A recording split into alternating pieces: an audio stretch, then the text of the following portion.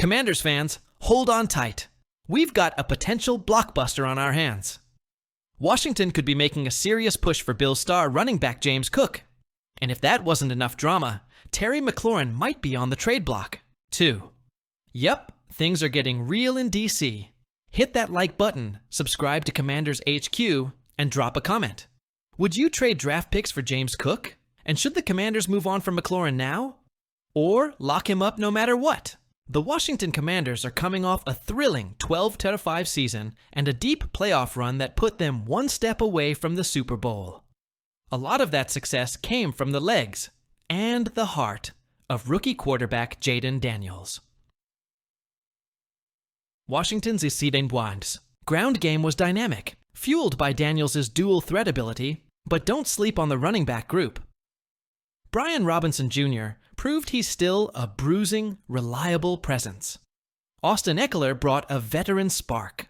Chris Rodriguez Jr. and Jeremy McNichols provided solid depth. Then you factor in the major offensive additions: Laramie Tunsil protecting Daniels' blindside and Deebo Samuel stretching the field. This offense is loaded. But, according to Jarrett Bailey of the Sporting News, the Commanders could take things to the next level with a blockbuster trade for James Cook. James Cook isn't just any running back.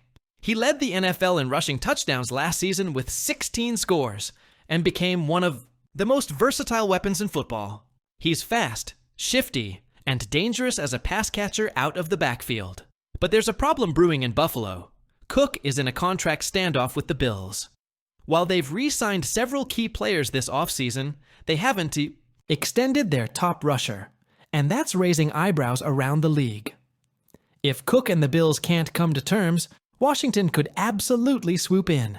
Adam Peters is an aggressive GM who isn't afraid to take bold swings to build a championship roster. Here's the proposed deal from Bailey. Commanders receive RB James Cook, 2026 4th-round pick Bills. Receive 2026 3rd-round pick, 2026 6th-round pick. It's a fair price on paper. But it's important to remember, the Commanders already traded a Day 2 pick for Laramie Tunsil. If they pull off this Cook deal, they'd have no Day 2 picks in the 2026 draft. That's a risky position to be in.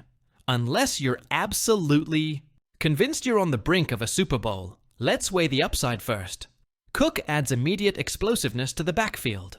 He fits Cliff Kingsbury's offense like a glove, a weapon in both the run and pass game. Washington could line him up with Eckler or Robinson to create mismatch nightmares. But here's the downside. It sacrifices valuable draft capital in a year where the Commanders already have a light rookie class. The team would lose flexibility in future off-seasons. And most importantly, do they even need Cook? This offense was already rolling in 2024. Jayden Daniels has weapons. The O-line is upgraded. The scheme is fast and creative. Trading for Cook might be a luxury more than a necessity. And that's a dangerous game to play when you're already thin on future picks. Now, here's where it all gets more complicated. Terry McLaurin. According to Jordan Schultz, McLaurin is frustrated with the lack of progress on a long-term extension. He showed up for voluntary workouts, then unexpectedly left. It's unclear if he plans to report for mandatory minicamp. Born to be the sen. McLaurin is entering the final year of his contract, and at age 29, he's still one of the league's most consistent, productive wideouts, even without top-tier QB play.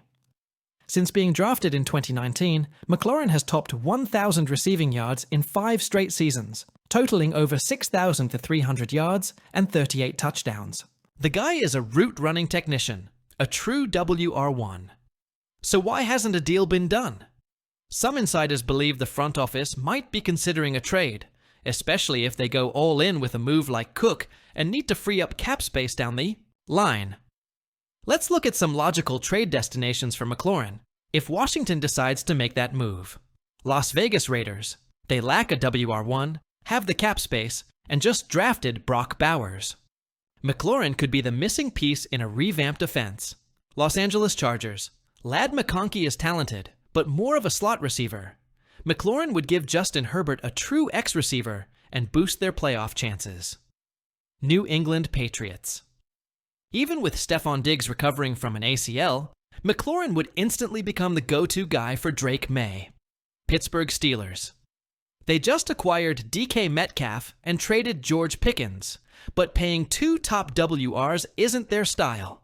Still, on paper, McLaurin and Metcalf would be deadly. If a team is willing to give up a third-round pick, or maybe even a second, Washington might be tempted to make a move rather than risk losing him for nothing next offseason. Here's the dilemma. If the Commanders don't sign McLaurin now, he could, won't, play out the year and hit free agency. Get franchise tagged, which could cause tension, or get traded mid-season, if not sooner. And if Washington does go through with the James Cook deal, their ability to extend McLaurin becomes even more complicated from a cap and roster building perspective. This is the true cost of an all-in push. You can't keep everybody. And sometimes, fan favorites like McLaurin are the ones who get sacrificed. Let's be real, Commanders Nation. For years, we've been begging for a consistent, physical, and reliable secondary. And now, under the leadership of Dan Quinn and defensive coordinator Joe Witt Jr., that vision might finally be coming to life. Last season, Washington's defense took a serious step forward, especially in the second half of the year. While the run defense struggled, ranking 30th in yards allowed, the pass defense was elite, finishing 10th in pass defense success rate. That's no fluke. And now, with Mike Sainristil developing into a future star and rookie Trey Amos generating major buzz this offseason, the Commanders may be assembling one of the most versatile, dangerous young cornerback rooms in the NFC. So, who is Trey Amos? The second-round pick out of Ole Miss isn't getting the same national spotlight as top rookies like Marvin Harrison Jr. or Caleb Williams. But according to Pro Football Network's Brandon Austin, he might be the Commanders' rookie to watch, heading into next week's mandatory minicamp. Here's what Austin had to say.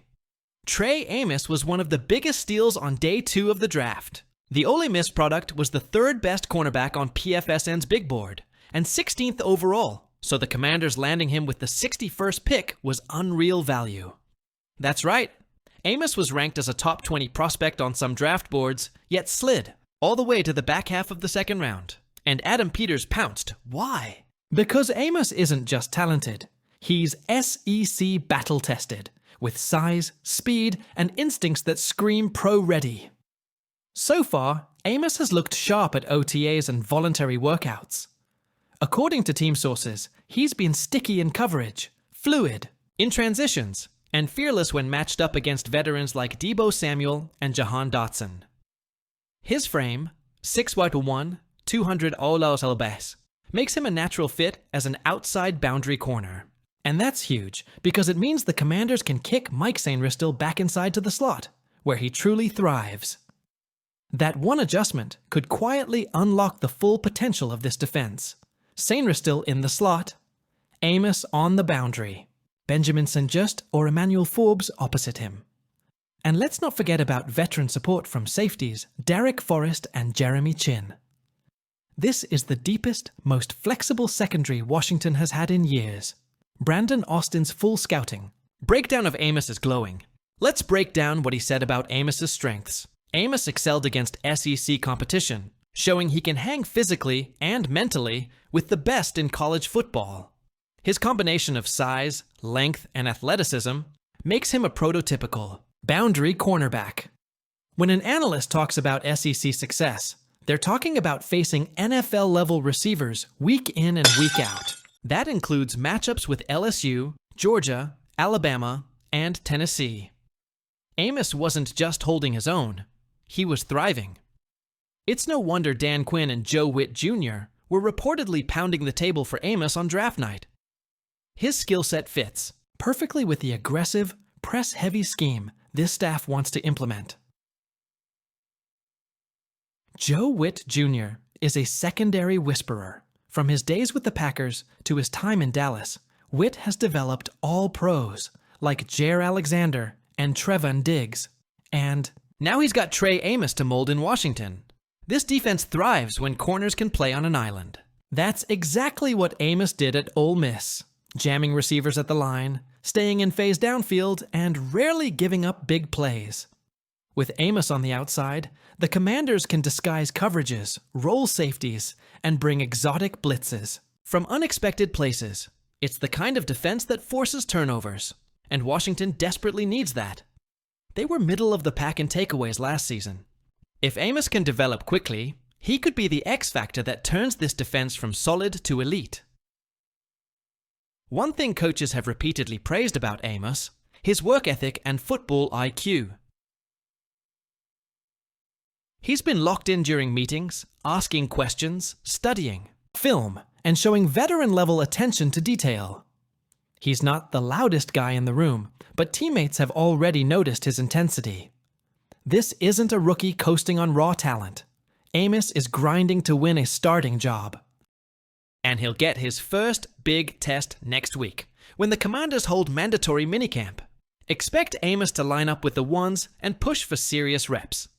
If he keeps stacking practices like he's been doing, he might enter training camp as the favorite to start week 1.